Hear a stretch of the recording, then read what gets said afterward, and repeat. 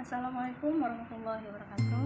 Saya Nur Fazila, mahasiswi dari IAI Al-Aqsa, Prodi Pendidikan Matematika semester 4. Yang mana pada video kali ini saya buat untuk memenuhi tugas midterm saya pada mata kuliah Kapital Selekta oleh Ibu dosen pengampu Ibu Penny Andreni SPDI MPD.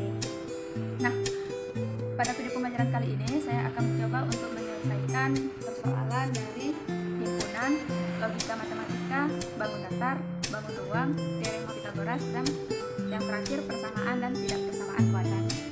Nah, baiklah teman-teman, yang pertama kita akan menyelesaikan soal dari himpunan, yang mana soalnya dalam suatu kelas ada 40 siswa, 25 siswa suka matematika, 20 siswa suka fisika, dan 15 suka keduanya. Pertanyaannya, buatlah diagram Venn-nya. Yang kedua, tentukan banyak siswa yang tidak suka keduanya. Baik, penyelesaiannya.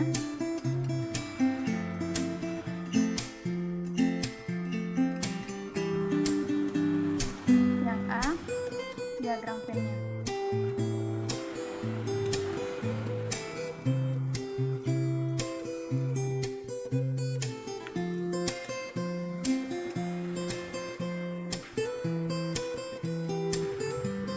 Baiklah teman-teman, ini dinamakan dengan diagram Venn, yang mana kita akan mencari berapa banyak siswa yang suka matematika dan berapa siswa yang suka fisika. Pertama, yang menyukai matematika ada 25 siswa, dan yang menyukai keduanya ada 15, yang menyukai fisika ada 20. Nah, cara membuat diagram Venn-nya itu yaitu dengan kita mengurangi banyak siswa yang menyukai matematika dengan banyak siswa yang menyukai keduanya. 25 kurang 15 sama dengan 10, 20 kurang 15 sama dengan 5. Nah, di kolom pertama yaitu yang menyukai matematika, di kolom kedua yang menyukai fisika, yang artinya yang menyukai matematika ada 10 orang, yang menyukai fisika ada 5 orang. Baik, kita menyelesaikan yang kedua yaitu menentukan banyak siswa yang tidak menyukai keduanya.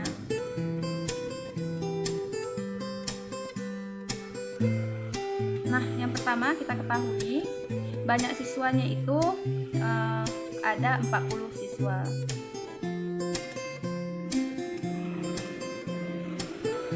Nah, untuk yang tidak menyukai keduanya, kita umpamakan dengan X. Baik, yaitu cara pencariannya dengan kita menjumlahkan semua angka-angka ini ya. Yang menyukai matematika ada 10, ditambah yang menyukai keduanya ada 15, yang menyukai fisika ada 5, terus ditambah dengan yang tidak menyukai keduanya, sama dengan 40. 40 ini banyak siswa yang ada di kelas. Baik, 10 tambah 15 tambah 5, 30 tambah X sama dengan 40. X sama dengan 40 kurang 30, X sama dengan 10. Baik, jadi banyak siswa yang menyukai keduanya, jadi banyak siswa yang tidak menyukai keduanya, yaitu ada 10 orang. Kita masuk ke soal yang kedua ya teman-teman, yaitu soal logika matematika. Yang soalnya, jika ditentukan pernyataan P dan negasi Q adalah lingkaran dari P, maka pernyataan negasi P disjungsi Q disjungsi negasi P akan senilai dengan. Nah, ini teman ada pilihan untuk jawabannya, yang mana pilihan pertama itu A, negasi B implikasi P, yang B, P implikasi Q, C, Q B implikasi Q, D, negasi P, B implikasi Q, E, P B implikasi Q. Baik teman-teman, penyelesaiannya.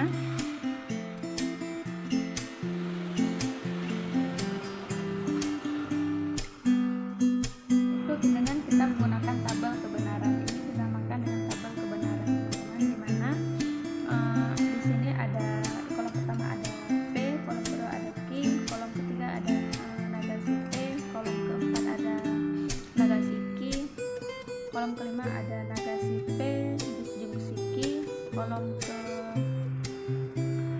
6 Q disjungsi negasi P, kolom ke 7 ada negasi P disjungsi negasi P disjungsi Q, kolom ke 8 ada negasi P disjungsi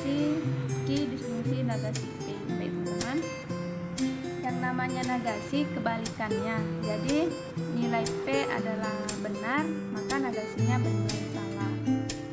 Benar, salah, salah, benar, salah, benar. Ini juga demikian ya. Q-nya bernilai benar, maka negasinya bernilai salah. Salah, benar, benar, salah, salah.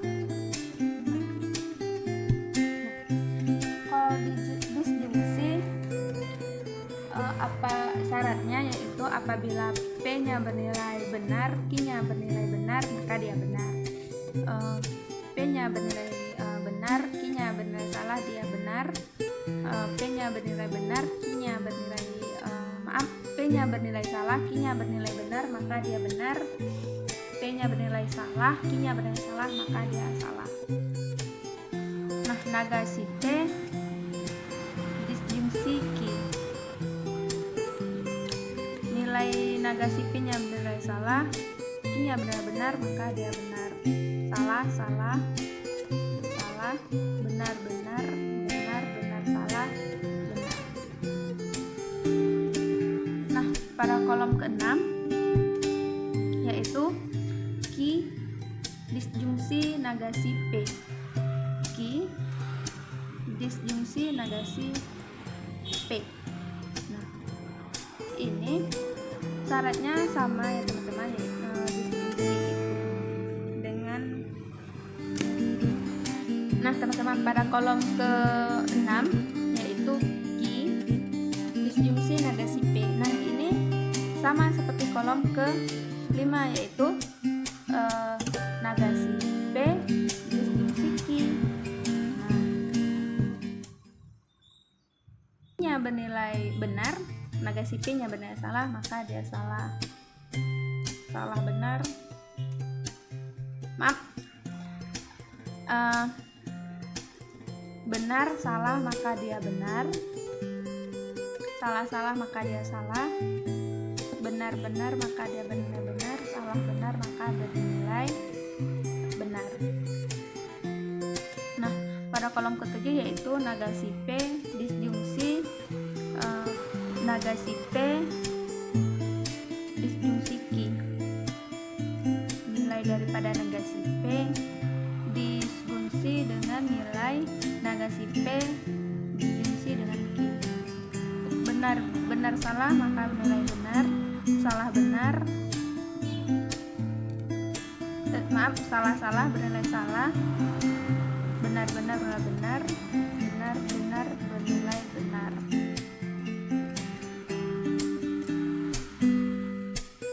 Pada kolom ke-8 yaitu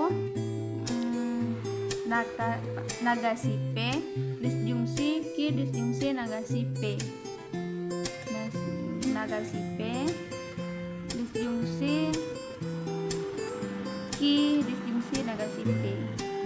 Nilai negasi P-nya bernilai salah, Q disjungsi negasi P-nya bernilai benar, maka dia benar. Negasi P-nya bernilai salah, Q disjungsi negasi P-nya bernilai salah, maka dia salah. Benar, benar, benar, benar, benar, benar. Nah, kita udah dapat nilai dari pertanyaan negasi P disjungsi Q disjungsi negasi P, yaitu nilainya benar, salah, benar, benar. Baik, kita akan melihat pilihannya, yaitu negasi Q diimplikasi dengan P.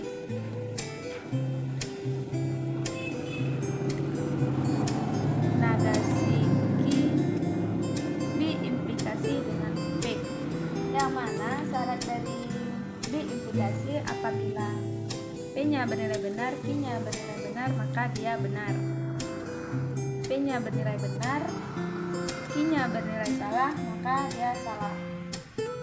P-nya bernilai salah, Q-nya bernilai benar, maka dia salah. P-nya bernilai salah, Q-nya bernilai salah, maka dia salah. Jadi kita lihat negasi negasi Q diimplikasi dengan P. Salah, benar bernilai salah, benar bernilai salah. benar-benar bernilai benar, salah-salah bernilai benar, benar-salah bernilai salah. Nah, kita masih belum mendapati jawabannya ya. Berbeda. Akan kita lihat pilihan di D, yaitu P, implikasi dengan Q. Nah, implikasi itu apabila Q-nya bernilai benar, apabila P-nya benar-benar, Q-nya bernilai benar, maka dia benar. P-nya bernilai benar, Q-nya bernilai salah, maka dia salah. P-nya bernilai salah, Q-nya bernilai benar, maka dia benar. P-nya bernilai salah, Q-nya bernilai salah, maka dia benar. Kita lihat yang C, yaitu Q, B implikasi dengan Q.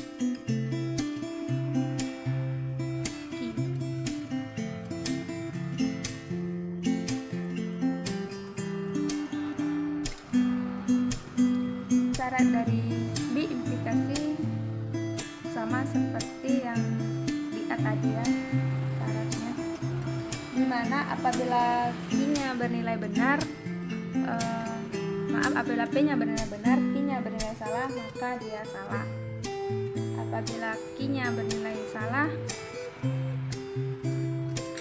apabila P-nya bernilai salah, Q-nya bernilai benar, maka dia salah. Nah, Q-nya bernilai benar, Q-nya juga bernilai benar, maka dia benar. Salah-salah, maka dia benar. Benar-benar, maka dia benar. Salah-salah, maka dia benar. Yang D ya, negasi P, B implikasi dengan Q. Negasi P, B implikasi dengan Q. Salah benar, maka dia bernilai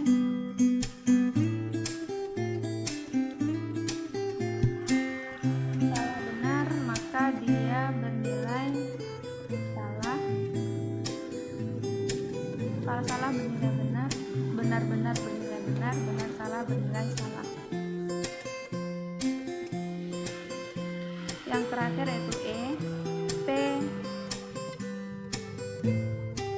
B implikasi dengan Q, yaitu P-nya bernilai benar, Q-nya bernilai benar, maka dia benar. P-nya bernilai benar, Q-nya bernilai salah, maka dia salah. P-nya bernilai salah, Q-nya bernilai benar, maka dia benar. P-nya bernilai salah, Q-nya bernilai salah, maka dia benar. Maaf, ini salah ya, bernilai salah karena P-nya bernilai salah, Q-nya bernilai benar, maka dia salah. Nah, jadi dari tabel nampak dilihat bahwa pernyataan negasi P disjungsi negasi P disjungsi Q disjungsi negasi P senilai dengan P implikasi dengan Q. Jadi jawabannya itu ada di B.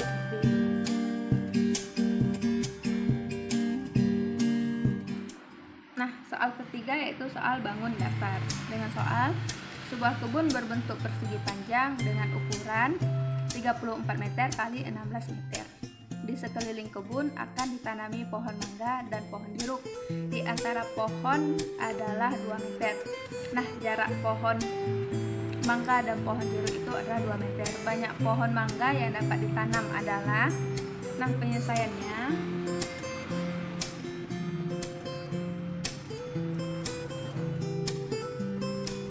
ini kita melihat kelilingnya, keliling ini persegi panjang, berarti keliling persegi panjang. Berarti ini kita menggunakan rumus daripada keliling persegi panjang, yaitu 2 kali panjang tambah lebar, di mana panjangnya itu adalah 34 dan lebarnya itu adalah 16. Berarti 2 kali 34 tambah 16 sama dengan 34 tambah 16 50 sama dengan 2 kali 50 100. Nah, berarti panjang dan lebar dari kebun tersebut yaitu 100 meter. Banyak pohon mangga yang dapat ditanami.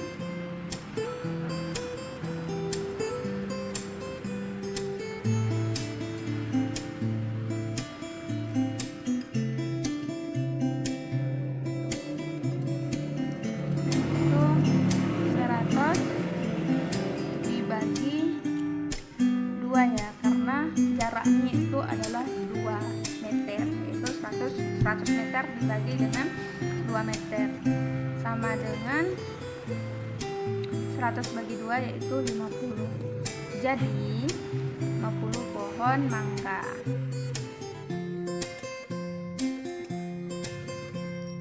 Jadi banyak pohon mangga yang dapat ditanami yaitu 50 pohon mangga. Nah, kita masuk ke soal yang keempat, yaitu bangun ruang. Pak Soleh memiliki penampung air berbentuk tabung. Jika penampung air tersebut memiliki tinggi 2 meter dan diameternya 70 cm dan diisi air dengan menggunakan 2 selang air yang mampu menyemburkan air sebanyak 5 liter per menit. Berapa lama waktu yang diperlukan untuk mengisi penampungan air tersebut hingga penuh dari kondisi semula yang masih kosong? Penyelesaiannya yaitu pada soal ini yang ditanya itu berapa lama waktu yang diperlukan untuk mengisi penampungan air tersebut sehingga penuh dari kondisi semula yang masih kosong. Nah, ini kita menggunakan yaitu volume tabung karena ini soalnya bentuk penampung airnya itu bentuk tabung, berarti kita mencarinya dengan volume tabung sama dengan Pi R kuadrat kali T. Nah, sebelumnya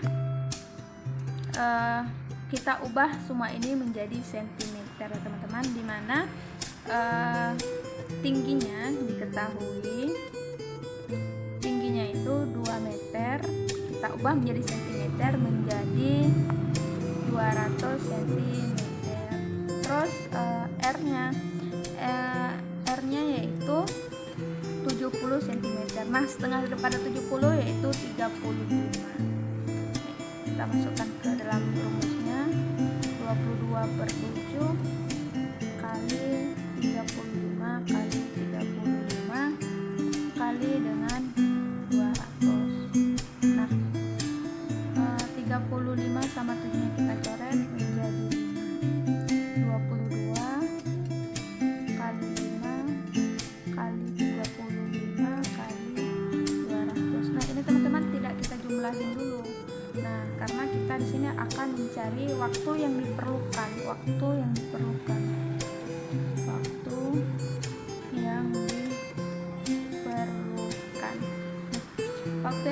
yaitu volume tabung per jumlah volume air yang keluar.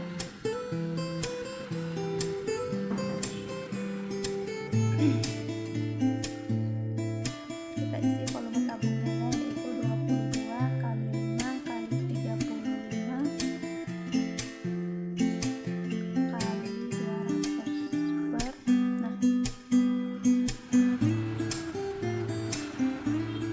jadi volume tabungnya itu 2 kali, nah ini adalah liter-liter, dalam 1 liter yaitu sama dengan 1 desi 1 liter sama dengan 1 desi liter pangkat 3 ya. Nah, liter ke desimeter, turun 1 tangga dikali dengan 1000.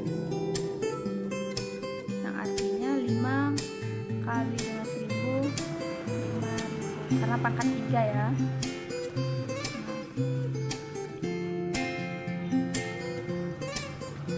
Ini nolnya 2 kita coret, 2 sama 50 menjadi 25, 25 sama 5 kita coret menjadi 20, 25 sama 5 ya, jadi 20. Salah. Nah, 25 sama 5 kita coret menjadi 5. 35 sama 5 kita coret menjadi 7. 22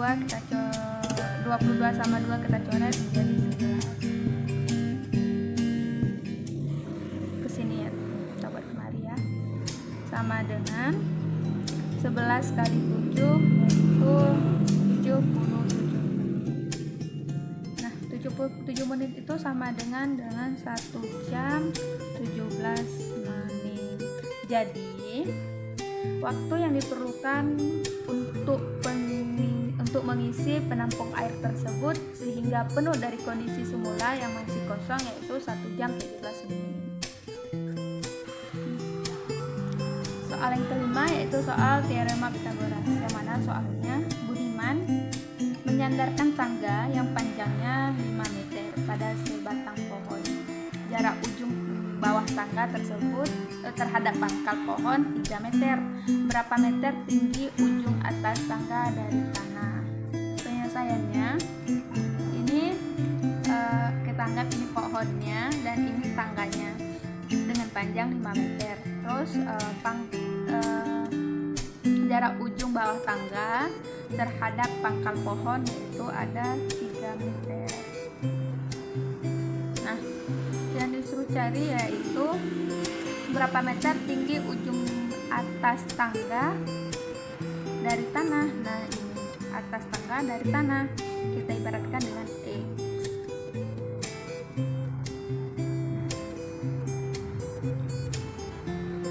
Penyelesaiannya,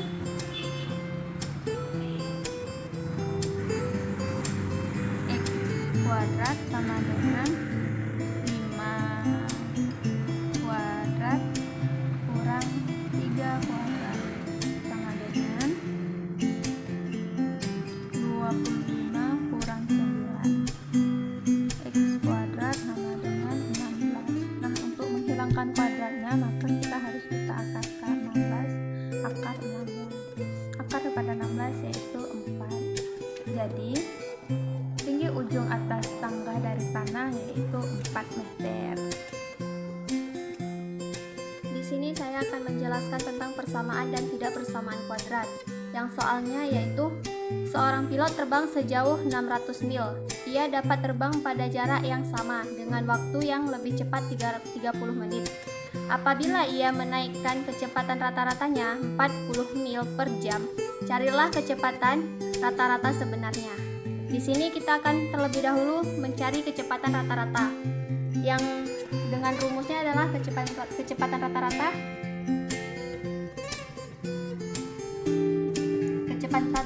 Kecepatan untuk rata-rata adalah di sini adalah perpindahan jarak.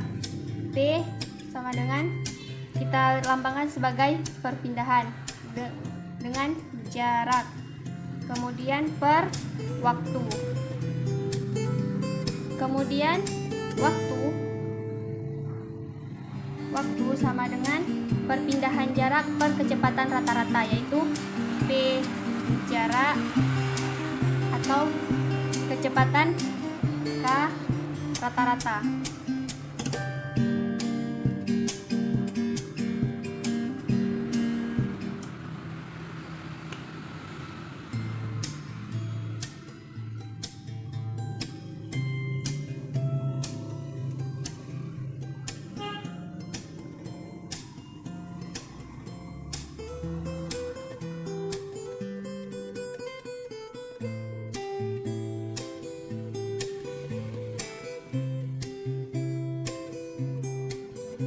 Kemudian di sini kita bisa memasukkan delta T.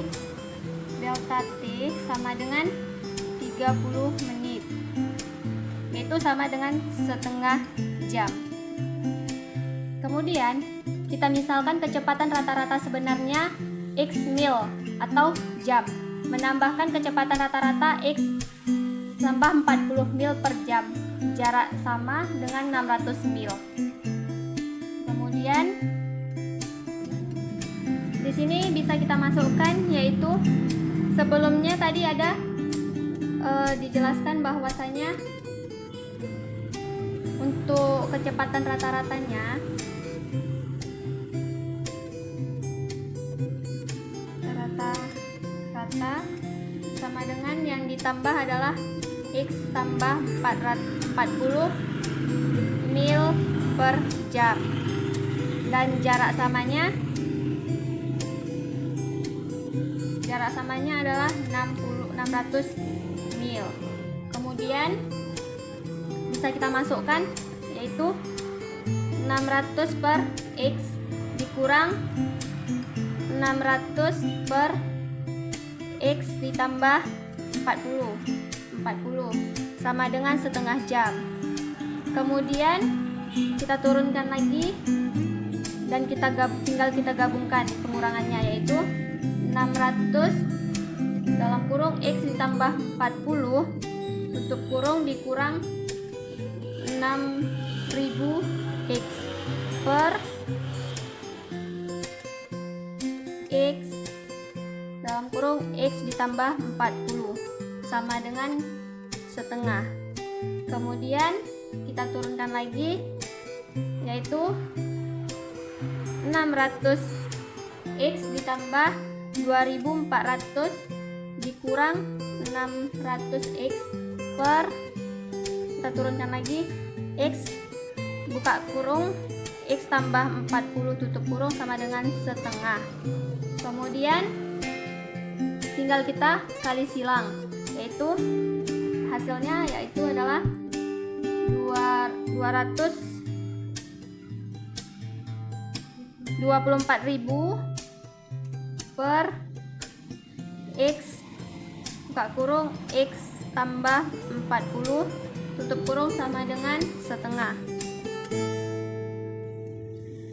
yaitu hasilnya adalah 48.000 sama dengan X pangkat 2 ditambah 4X 40X. Kita balik atau kita pindahkan yang X pangkat 2 ditambah 40X ke sebelah kiri menjadi X pangkat 2 ditambah 40X dikurang dengan yang ini 48.000 sama dengan 0.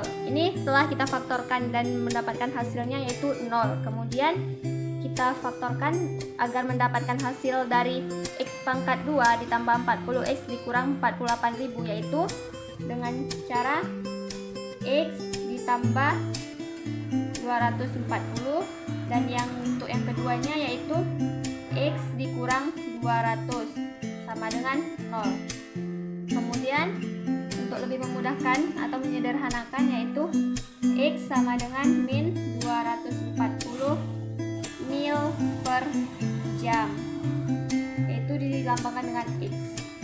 Kemudian X sama dengan 200 mil per jam. Jadi kecepatan rata-rata sebenarnya adalah 200 mil per jam. Dan inilah dari hasil presentasi dari hasil soal midterm yang saya jelaskan. Jika ada kekurangan saya mohon maaf. Wassalamualaikum warahmatullahi wabarakatuh.